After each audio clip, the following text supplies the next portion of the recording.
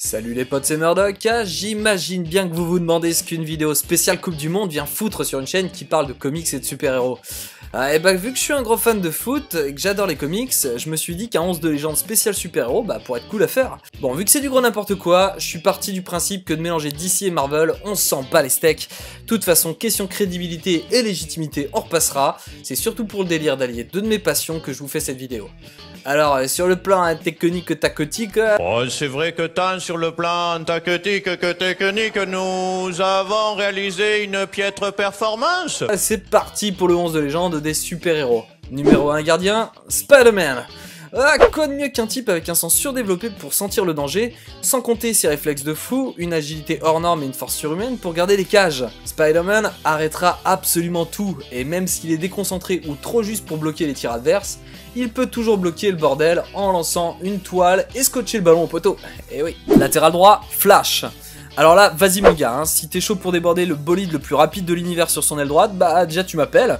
Le lancer en profondeur, ça le rend inarrêtable, et question tacle, Flash est un défenseur propre.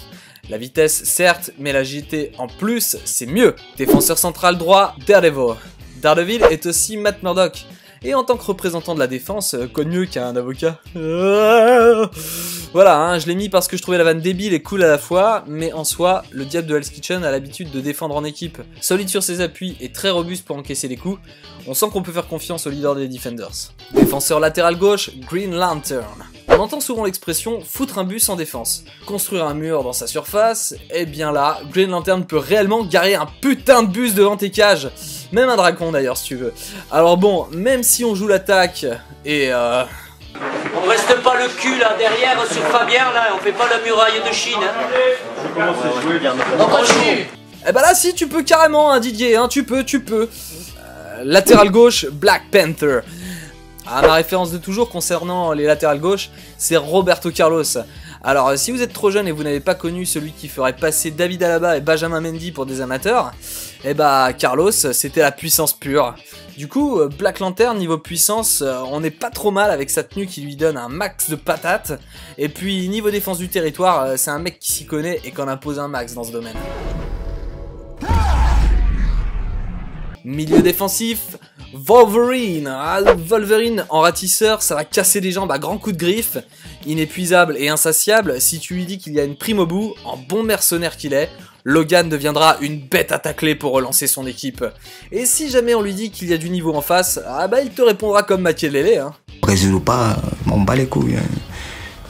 Brésil ou pas, Ronaldinho, machin chouette, rien à foutre. Milieu relayeur, Captain America. Et bien sûr on a besoin d'un capitaine, un vrai. Et là, on en a un. Captain sait remanier une équipe à n'importe quel moment, sait gérer les égos, porter haut et fort les couleurs de son terre-terre, et sans parler de son endurance légendaire.